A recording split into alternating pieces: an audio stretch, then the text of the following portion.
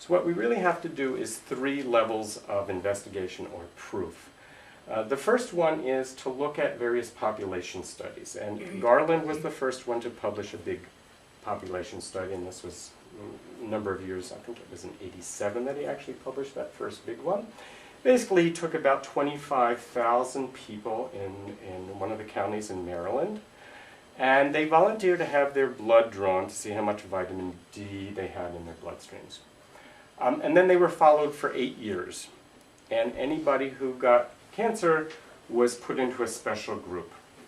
And for each cancer case that was found, what they did was they tried to match age, gender, and a number of other critical factors and find somebody else who didn't develop cancer who was very much like one of the people who did. So if you have Jim Jones, who happens to be a black African-American 50-year-old male who has been a smoker, and he gets prostate cancer in the follow-up. Let's find 2 other 50-year-old black males who were smokers and had their blood drawn in the same month that his blood was drawn. And so now we have 3 people. 1 had cancer, 2 didn't have cancer. Okay? And we do that for every single one of the cancer cases that was found in that 8 years. So they found 101 people.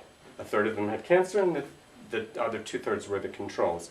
And if you look at the handout that I have floating around here, on the top is an example. It's not exactly his numbers, but it gives you an idea of what he did.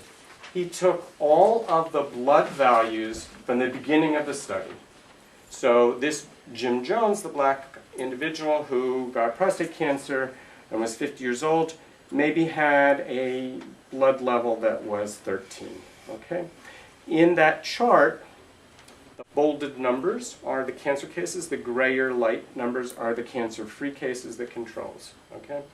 So they started listing them from the very lowest blood level all the way down to the highest one. And then they divided them into 5 columns, so you have 5 quintiles.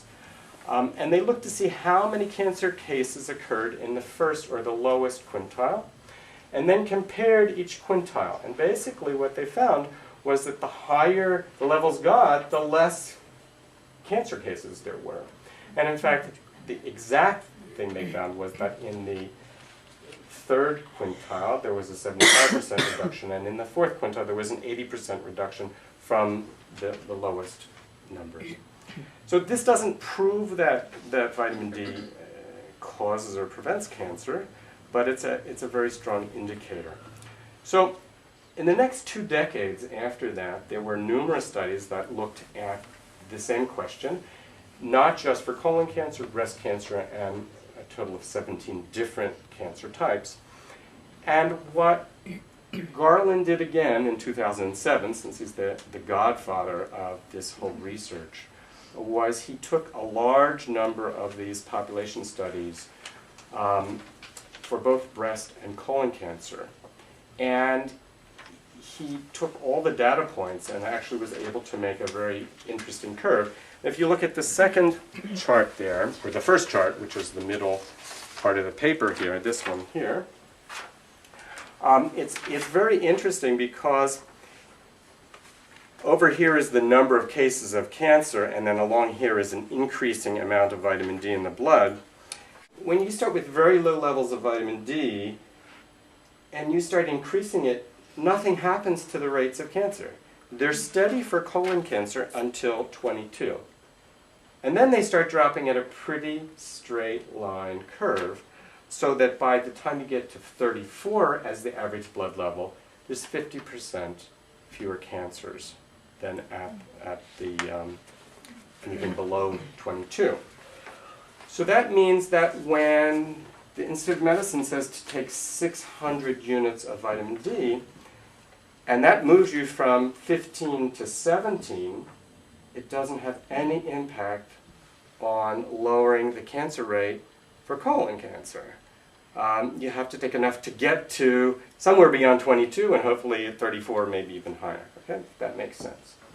So he did the same thing for breast cancer, and basically the cutoffs there were very interesting. There was no impact whatsoever at blood levels below 34 or 32.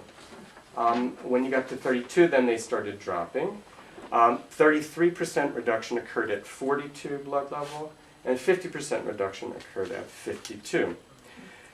In this landmark paper, they claimed that this kind of a flat pattern into a certain point and then a steady drop after that is very indicative of a cause and effect relationship. In any case, that's population studies. It's only 1/3 of a proof. Okay? The next question becomes, is there something that we can find in laboratories that vitamin D does at the cellular level? Is there something that vitamin D does when it gets inside of a cell that changes cancer risk?